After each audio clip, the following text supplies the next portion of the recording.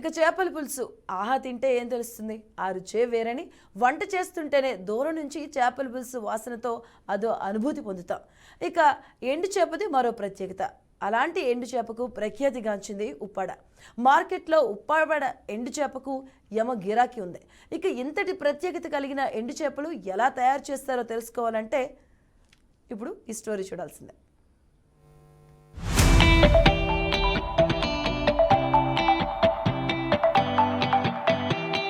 ఇదిగో ఇప్పుడు మీరు చూస్తున్న గ్రామమే ఉప్పాడ. కాకినాడకు 20 కిలోమీటర్ల దూరంలో ఉంది గ్రామం. ఒకవైపు సముద్రం, మరోవైపు గ్రామం. మధ్యలో రోడ్డు రెండింటినీ కలుపుతుంది. ఉప్పాడ గ్రామంలో అడుగు పెట్టగానే కల్లాలో ఆరబోసిన ఎండు చేపలు ఎక్కడ చూసినా కనిపిస్తాయి. చేపలను ఉప్పుల్లో ఊరబెట్టేవారు, మరోవైపు ఊరిన చేపలను నీళ్లలో కడిగేవారు, ఇంకోవైపు కడిగిన చేపలను కల్లాలో ఆరబెట్టేవారు. చివరకు ఎండిన చేపలను కుప్పచేసి సంచుల్లో బుట్టల్లో ఎత్తేవారు. ఇవి మనకు ఉప్పాడలో కనిపించే దృశ్యాలు. చూడండి, ఊరంతా ఎండు చేపలే. కల్లాలోనే కాదు, కర్రలకు తాలు కట్టి చాలా జాగ్రత్తగా చేపలను ఆరబెట్టారు.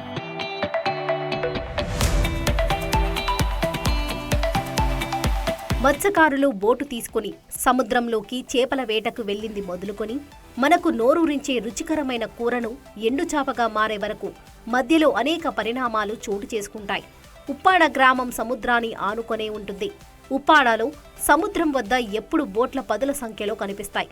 ఈ బోట్ల సాయంతో సముద్రంలోకి చేపల వేటకు వెళ్లే మత్స్యకారులు సముద్రంలో వారికి దొరికిన చేపలను తీసుకుని తిరిగి ఉప్పాడకు చేరుకుంటారు. దీంతో మొదటి ఘట్టం పూర్తవుతుంది.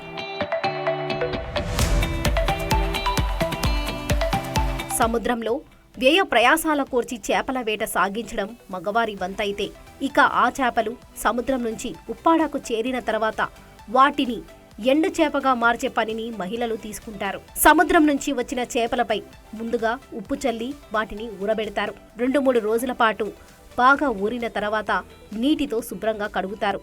అనంతరం కల్లాలో ఆరబెడతారు. 4-5 రోజుల వరకు అవి కల్లాలో బాగా ఆరిన తర్వాత ఎండు చేపగా మారుతాయి. ఇందుకోసం ఉప్పాడలో ప్రత్యేకంగా సిమెంట్తో కల్లాలు నిర్మించుకున్నారు మత్స్యకారులు.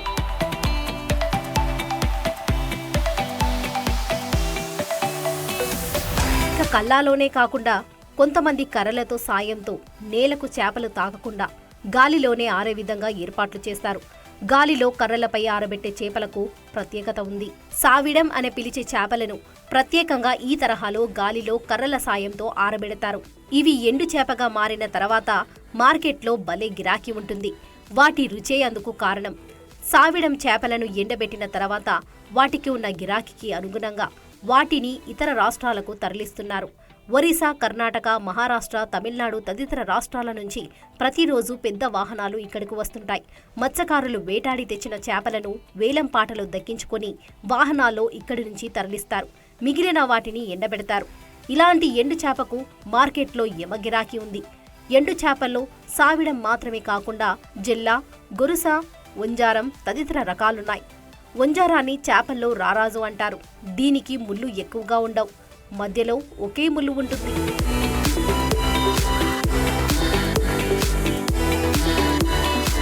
సముద్రంలోని చేపలు తెచ్చి వాటిని ఆరబెట్టి మనకు రుచికరంగా ఎండు చేపను అందిస్తున్న ఉప్పాడ మత్స్యకారులు మాత్రం కొన్ని సమస్యలు ఎదుర్కొంటున్నారు.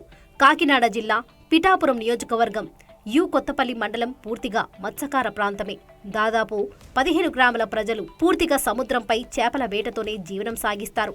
చేపలు ఆరబెట్టేందుకు ప్లాట్ఫారాలు లేక ఇబ్బంది పడుతున్నట్లు వాటిని ఆరబెట్టే పనిలో నిమగ్నమైన మహిళలు చెబుతున్నారు. చేపలు ఆరబోసేందుకు కల్లాలు నిర్మించాలని వారు కోరుతున్నారు. ప్లాట్ఫారం కావాలయ్యా మాకు. మరి సముద్రం వేసుకుంటున్నాం, సముద్రం కొట్టిపోతుంది. చేపలంటే కూడా కింద వేస్తున్నాము, కర్రల గట్టే కట్టుకొని కరపాయలు కొనుక్కొని దాని మంది వేసుకుంటున్నాము, కూలిపని చేసుకుంటున్నాం అయ్యా. ప్లాట్ఫారం కట్టేస్తే చాలు, కట్టుకుని సముద్రం కొట్టిపోతుంది. చేపలను ఆరబోసిన 3-4 రోజుల వరకు ఎదురు చూడాలి. అలాంటి సమయంలో వర్షం వస్తే కూడా నష్టం కలుగుతుందని మత్స్యకారులు చెబుతున్నారు. మరోపక్క సముద్రం వల్ల తీర ప్రాంతమంతా కోతకు గురవుతుందని, తమ జీవనానికి ఇబ్బంది కలుగుతుందని వారు ఆవేదన వ్యక్తం చేస్తున్నారు.